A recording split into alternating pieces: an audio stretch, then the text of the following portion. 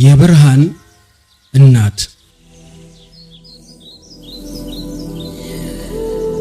የሰማዩ ይሁዳ ዓለሙን ሁሉ የሚያስተው ዲያብሎስና ሰይጣን የሚባለው ታላቁ ዘንዶ እርሱም የቀደመው እባብ ሔዋንን ያሳታት እጅግ በሚያስፈራ አውሬ ውስጥ ሆኖ አልነበረም። ራእይ ዮሐንስ ምዕራፍ 12 ከቁጥር 9። ቅዱስ ኤፍሬም ሶርያዊ እንዳለው ሰይጣን መልአክ መስሎ አልመጣም፣ ወይንም እንደ ገዳመ ቆሮንቶስ ሰው ሆኖ አልተገለጠም።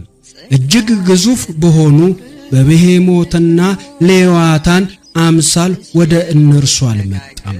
በሾለ ጥርስ በሚያስፈራ ገጽ ወደ እርሷ የመጣ ልዩ አውሬም አይደለም አልነበረም። ለነገሩ እጅግ የሚያስፈራ አውሬም ሆኖ ቢሆን አዳምና ሔዋን ከውድቀት በፊት ፍርሃት አልነበረባቸውም። በጥንተ ተፈጥሮ አራዊት አዳምን ይፈሩ ነበር እንጂ የትኛውም አውሬ አዳምና ሔዋንን አያስፈራቸውም ነበር።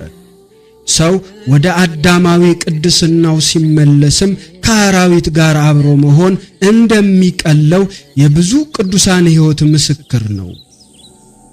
ትሑትና ቅዱስ ሰው በላተኛ አውሬዎችን ሲቀርባቸው ሲመለከቱ አውሬነታቸው ይገራል፣ እንደ ጌታቸውም ያዩታል። በፊቱ አጎንብሰው እግሩን ይልሳሉ። አዳም በገነት ሳለ ስም ሲያወጣላቸው የነበረው መዓዛ ከእርሱ ሲወጣ ያሸታሉ ይላል ይስሐቅ ዘነነዊ። ሰዎች ከእንስሳት ጋር በቃል እስከ መነጋገር በሚደርሱበት በዚያ የፍጹምነት ዓለም ውስጥ ሰይጣን ወደ ሔዋን የቀረበው የሰው ልጅ አሁን ውሻን በሚያቀርብበት የታማኝነት ልክ ለአዳምና ለሔዋን ቅርብ በሆነ እባብ ነበር። የዛሬውን እባብ አታስቡ። ዛሬ ከእባብ እንዴት እንደምንሸሽና እንደምንጸየፈው አድርጋችሁ አታስቡ። ከመጀመሪያው እንዲህ አልነበረም። እባብ የሰው ልጅ ቀርበው ከሚያገለግሉ እንስሳት አንዱ ነበረ። ከሰው ጋር ያለው ጠላትነት የመጣውም ከእርግማን በኋላ ነው ይላል አፈወርቅ። አባ ዮሐንስ ዘደማስቆም እባብ ከአራዊት ሁሉ ለሰው የቀረበ ነበረ። በአማረ አካሄዱ ቀርቦ ሰውን ያነጋግር ነበር። በአታላይነቱ ለሰው የባሰውን ክፋት አስተዋወቀ። ምዕራፉ ሲጀምር እባብም እግዚአብሔር አምላክ ከፈጠረው ከምድር አውሬ ሁሉ ይልቅ ተንኮለኛ ነበር ብሎ ይጀምራል። ጌታችን ለደቀ መዛሙርቱ በተኩላዎች መካከል እንደ በግ ሲልካቸው እንደ ርግብ የዋህ እንደ እባብ ብልሆች ሁኑ ብሎ ከእንስሳቱ አንድ ምሳሌነት ሲጠቅስ እባብን በብልህነት አንስቶታል። ቅዱስ ጳውሎስም ነገር ግን እባብ በተንኮሉ ሔዋንን እንዳሳታት ሐሳባችሁ ተበላሽቶ ለክርስቶስ የሚሆን ቅንነትና ንጽሕና ምናልባት እንዳይለወጥ ብዬ እፈራለሁ በማለት የእባብን ተንኮለኝነት ገልጿል። ከተንኮል ባሻገር መጽሐፍ ቅዱስ እባብን የተሳለ አንደበት የነበረው መሆኑን ምላሳቸውን እንደ እባብ ሳሉ በማለት በንጽጽር ይናገራል። በእርግጥ መጽሐፍ ቅዱስ ስለ እባብ ሲናገርም እባብን ሲራገም በአብዛኛው በእባብ ሥጋ ተሰውሮ የሰውን ልጅ ከገነት ያስወጣው ዲያብሎስን በእባብ በኩል እየወከለ ጭምር ነው። ማቴዎስ ወንጌል ምዕራፍ 10 ከቁጥር 16፣ አንደኛ ቆሮንቶስ ምዕራፍ 11 ከቁጥር 3፣ መዝሙረ ዳዊት 140 ከቁጥር 3።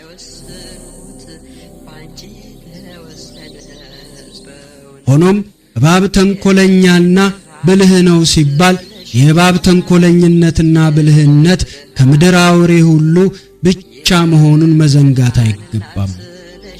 እባብ በጥበብ የሚበልጠው ማሰብ የማይችሉትን እንስሳት ነው እንጂ ከጠቢቡ የሰው ልጅ ጋር የሚደራረስ አይደለም። ቅዱስ ጳውሎስ ከሰው ጥበብ ይልቅ የእግዚአብሔር ሞኝነት ይበልጣል እንዳለው ከእንስሳት ጥበብ ይልቅ የሰው ልጅ ሞኝነት ይበልጣል። ከሰው መካከል ሞኝ የሚባለው ሰውዬ እንኳን ከእንስሳት ሁሉ ጠቢብ ከሆነው እንስሳ በላይ ጠቢብ ነው። ቅዱስ ኤፍሬም ሶርያዊ የእባብ ተንኮለኝነት ከአዳምና ሔዋን ጥበብ ጋር ሲያነጻጽር ሞኝነት ነበር እንዳለው ነው። እባብ ከሔዋን ጋር ያደረጉት ምክክር ወደ ዝርዝር ይዘቱ ሳንገባ ውይይቱ በራሱ ስህተት ነበረ። ሐዋርያው አትሳቱ፣ ክፉ ባልንጀርነት መልካሙን አመል ያጠፋዋል እንዳለው ሔዋን ከእባብ ጋር እንደ ባልንጀራ አፍ ለአፍ መግጠሟና ከዚያም አልፎ ከእባብ ምክር መቀበሏ ብቻ በራሱ አሳፋሪ ስህተት ነው። አንደኛ ቆሮንቶስ ምዕራፍ 15 ከቁጥር 33። ሔዋን ልትፈጠር ስትል እንደ ምክንያት የተነገረውን ቃል አስታውሱ። አዳም ለእንስሳት ሁሉ ስም ካወጣላቸው በኋላ ነገር ግን ለአዳም እንደ እርሱ ያለ ረዳት አልተገኘለትም ነበር ይላል። ለአዳም እንደ እርሱ በእግዚአብሔር አርአያና አምሳል የተፈጠረ ረዳት ከፍጡራን ሁሉ ስላልነበረው ለእርሱ ረዳት ልትሆን የምትችለዋን ሔዋንን ከጎኑ አጥንት ወስዶ አበጃጅቶ ወደ እርሱ አመጣለት። በዚህም ለሰው ልጅ ረዳትና የሐሳቡ ተካፋይ መሆን የሚችለውን እንደ እርሱ ያለ ረዳቱ የሰው ልጅ መሆኑን እንረዳለን። ከአዳም ጋር ረዳቱ ልትሆን የተፈጠረችው ሔዋን ግን እንስሳውን እባብ ረዳቷና አማካሪዋ አድርጋ ራሷን አዋረደች። ኦሪት ዘፍጥረት ምዕራፍ 2 ከቁጥር 20። ቅዱስ ኤፍሬም ይህንን ሲገልጽ የሚያነጋግራት እባብ የእርሷ የተፈጥሮ ወገን ነበርን? አልነበረም። እባብ ለእርሷ ተገዢ ከሆኑ እንስሳት ወገን ነበረ። ሔዋን ግን የእባቡን ቃል አመነች፣ የእርሱም ምክር ከፈጣሪዋ የበለጠ ነው ብላ ተቀበለች። ይቅር ሊባል በማይችል መታለል ተታላ ነበር ይላል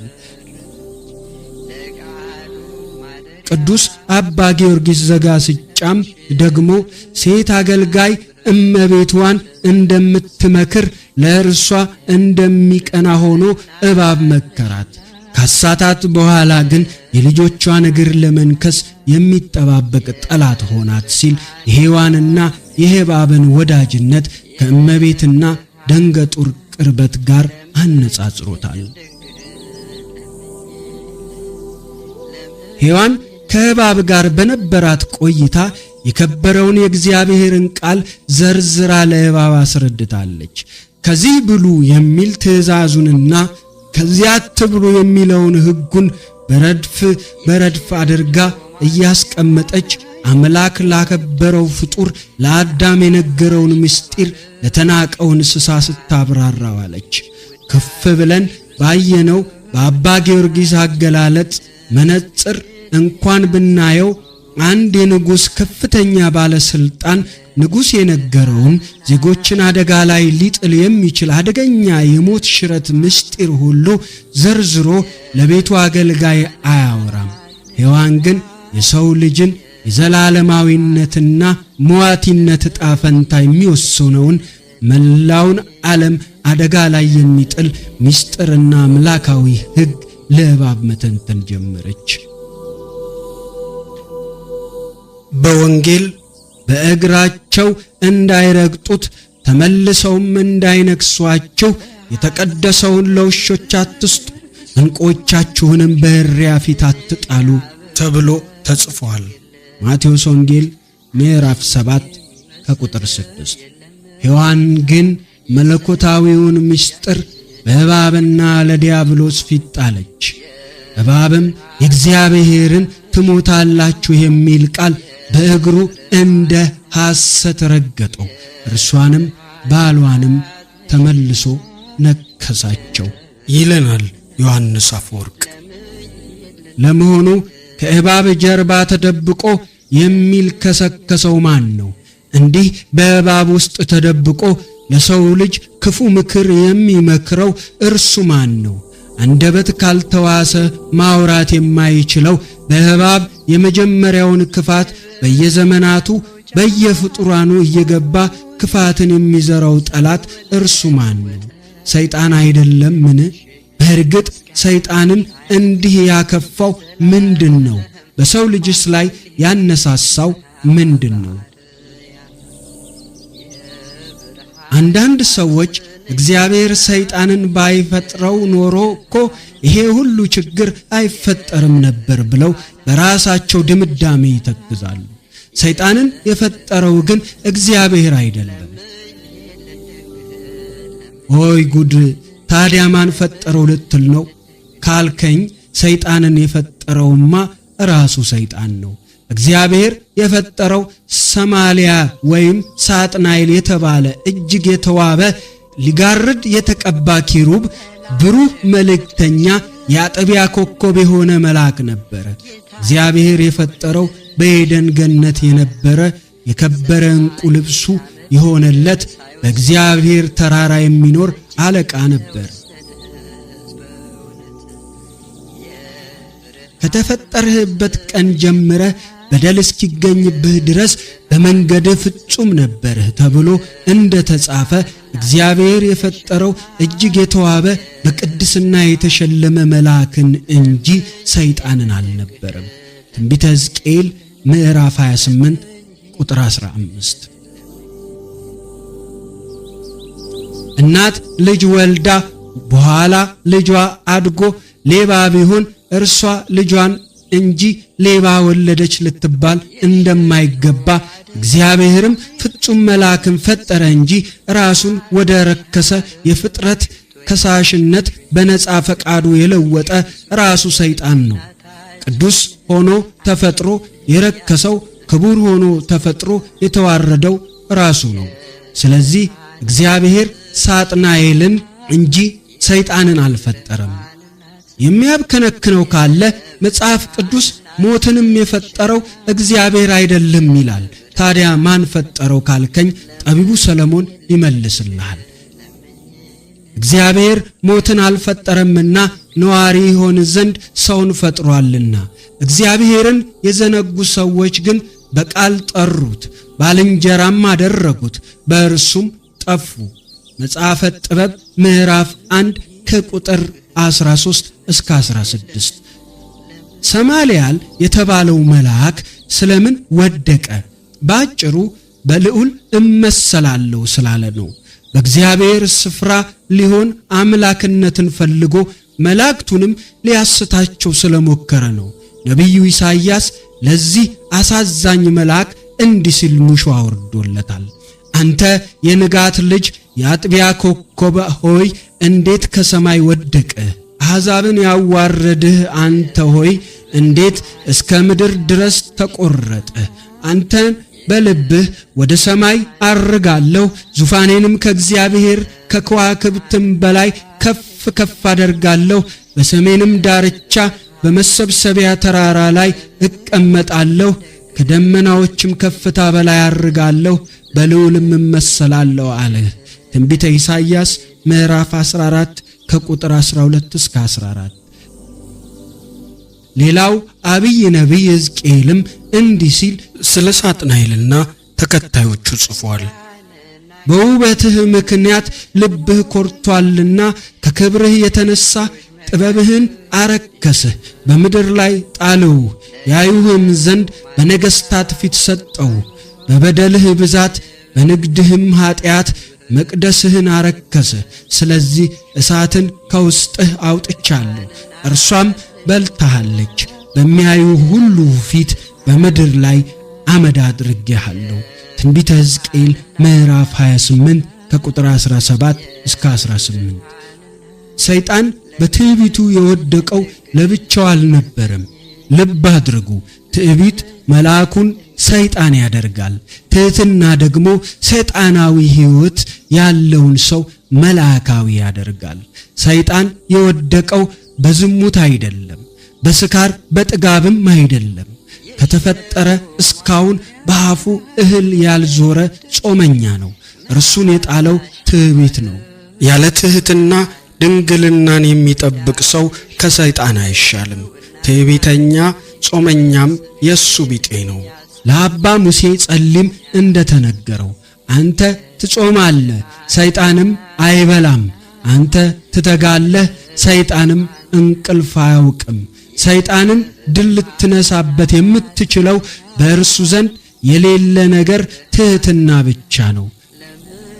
ቅዱስ አትናቴዎስ እንዲህ ይለናል፣ ሰይጣን ከሰማይ የወደቀው በዝሙት በስርቆት ወይም በማመንዘር አይደለም፣ በትዕቢቱ ነው። ወደ ሰማይ አርጋለሁ፣ ዙፋኔንም ከመላእክት በላይ አደርጋለሁ፣ በልዑልም እመሰላለሁ ስላለ ነው። ነፃ ፍቃድ ግዕዛን ከሰው ልጅ በፊት ለመላእክት የተሰጠ ጸጋ ነበር። እግዚአብሔር እንደፈጠራቸው ከመላእክቱ ራሱን የሰወረው የሰጣቸውን ነፃ ፍቃድ ተጠቅመው ፈጣሪያቸውን እንዲያውቁና መርጠው እንዲያምኑበት ነበረ። ሳጥናኤል አስቀድሞ እውነት ባለበት ስፍራ ላይ ቢፈጠርም እርሱ ግን በተፈጠረበት የእውነት ስፍራ ላይ ጸንቶ መቆም አልቻለምና በነፃ ፈቃዱ ከነበረበት ቦታ ወጣ። ጌታችን ይህን ሲገልጽ እውነትም በእርሱ ስለሌለ በእውነትም አልቆምም ብሏል። የዮሐንስ ወንጌል ምዕራፍ 8 ከቁጥር 44 ላይ። ቅዱስ ባሲሊዮስ እንዲህ ይለናል፣ ሰው በምን ምክንያት ክፉ ይሆናል? በነፃ ፈቃዱ ምክንያት ነው። ሰይጣንም ለምን ክፉ ሆነ? እርሱም በነፃ ፈቃዱ ምክንያት ነው። ገብርኤል መልአክ ነው፣ ከእግዚአብሔር ፊት መቆምን መረጠ። ሰይጣንም መልአክ ነው፣ ከተሰጠው ቦታ ለዘላለም ወደቀ። ነፃ ፈቃድ አንደኛውን በስፍራው አስቀመጠው፣ ሌላኛውን ግን በነፃ ፈቃዱ የመረጠው ምርጫ ወደ ምድር ጣለው። ሰይጣን አሁንም የትዕቢት ጉዞውን ትቶ ቢጸጸት እግዚአብሔር ይቅር ይለው ዘንድ የታመነ አምላክ ነው። አሁን ድረስ የቅዱሳን መላእክት የሰራዊት አጋንንትም ነፃ ፈቃዳቸው እንዳለ ነው። መላእክት ሊበድሉ ቢወዱ ስልጣን አላቸው። ሰይጣናትም ንስሐ ሊገቡ ቢወዱ ተሰጥቷቸዋል። ይህም ፍርድ በሚገባ ይሆን ዘንድ ነው። ችግሩ አጋንንት ንስሐ ይገቡ ዘንድ ትዕቢታቸው አይፈቅድላቸውም። ደግነቱም ቅዱሳን መላእክት ይበድሉ ዘንድ ትሕትናቸው አይፈቅድላቸውም። ከእግዚአብሔር ጋር ያላቸው የማያቋርጥ የምስጋና አንድነት ለኃጢአት ሐሳብ ፋታ አይሰጣቸውም። አንዳንድ ሰዎች እግዚአብሔር ሰይጣንን ለምን ይቅር አይለውም ብለው ይጠይቃሉ። ሰይጣን አልተቀበለውም እንጂ ኢትዮጵያዊቷ ቅድስት ክርስቶስ ሰምራም ለብዙ ክፋት ምንጭ የሆነውን ሰይጣንን ማርልኝ ብላ ጸልያለች። እግዚአብሔር ምሕረቱ ለሁሉም ቢሆንም ሰይጣን ራሱ በነፃ ፈቃዱ ማረኝ እስካላለ ድረስ አስገድዶ ምሕረትን አይሰጠውም። ምሕረት የሌለው ጠላት ተብሎ የሚጠራው ሰይጣን ምሕረት የሌለው ለራሱ ጭምር ነውና የጸጸት ምልክት አሳይቶ አያውቅም። ስለዚህ ጥያቄው መሆን ያለበት እግዚአብሔር ሰይጣንን ለምን ይቅር አይለውም ሳይሆን ሰይጣን ለምን እግዚአብሔርን ይቅር በለኝ አይለውም ነው። ዲያብሎስ በሰው ልጅ ላይ ሲቀልድ ከሚያደርጋቸው ነገሮች መካከል ራሱን እንደ ተበዳይ መሳልና የሰው ልጆች የእርሱ ተቆርቋሪ እንዲሆኑ ማድረግ በመሆኑ ሰይጣን እንዲያውም ዝም ብሎ የሚያሳዝናቸው አንዳንድ ሰዎች ተፈጥረዋል። ከዚህም በተጨማሪ ራሱን ከማዕረጉ እንደሻረ የመላእክት ሰራዊት አባል ሳይሆን ከእግዚአብሔር በተቃራኒ የቆመ ሌላ አምላክ አድርጎ ራሱን በማግዘፍ በብዙ ሰው ልብ የውሸት የምንታዌ ምስል ተክሏል። ሰይጣን የእግዚአብሔር አቻ ተገዳዳሪ ኃይል ሳይሆን ከመላእክት ሰራዊት መካከል የነበረ ከክብሩ የተዋረደ መልአክ ብቻ ነው። ሲኦል የሰይጣን እስር ቤቱ እንጂ ግዛቱ አይደለም። አንዳንድ ሰዎች ደግሞ እግዚአብሔር ለምን ጨርሶ ሰይጣንን አያጠፋውም? እርሱ ከጠፋ ሁሉም ችግር አብሮ ይጠፋ የለምን ብለው ይጠይቃሉ። እግዚአብሔር ይህን ማድረግ የሚቻለው ቢሆንም የማያደርግባቸው አምላካዊ ምክንያቶች አሉ። እግዚአብሔር የተቃወመውን ሁሉ ከመኖር ወደ አለመኖር ብትን አድርጎ የሚያጠፋቸው ቢሆን ኖሮ እርሱን ማምለክ የምርጫ ጉዳይ ሳይሆን የህልውና ጉዳይ ይሆናል። የቀሩት መላእክትም እግዚአብሔርን በማመን የሚጸኑት በፍላጎታቸው ሳይሆን እንደ ሰይጣን ጨርሶ ላለመጥፋት ፈርተው በሆነ ነበረ። ከዚያ ውጪ ሰይጣንና አጋንንቱ ፍርድ የሚጠብቁ ኃጢአት ያደረጉ መላእክት ናቸው። ሁለተኛ ጴጥሮስ ምዕራፍ 2 ከቁጥር 4 ኃጢአትን ያደረጉትን ሁሉ ወዲያው እልም አድርጎ ሊያጠፋ ፍቃዱ ከሆነ ይህ አሰራር ፍቃድህ በሰማይ እንደሆነች እንዲሁም በምድር ትሁን የምንል የሰው ልጆችንም ሳይነካን አይተውንም። እግዚአብሔር በምድር ያሉ በደለኞችን የካዱትን ሁሉ ጨርሶ ላጥፋቸው እንደማይል ሁሉ በሰማይ የበደሉትን አጋንንትንም ከክብራቸው አዋርዶ እስከ ታላቁ ፍርድ ቀን ድረስ ጠብቋቸዋል እንጂ ጨርሶ ህልውናቸውን ላጥፋ አላለም። የይሁዳ መልእክት ምዕራፍ 1 ከቁጥር 6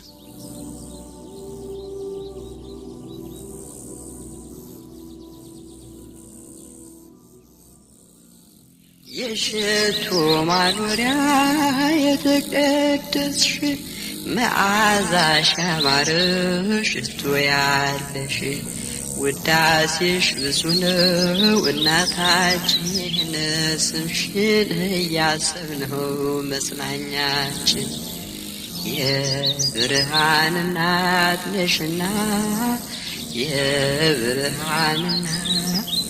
የብርሃን እናት ነሽና የብርሃን እናት ለምኝልን ድንግል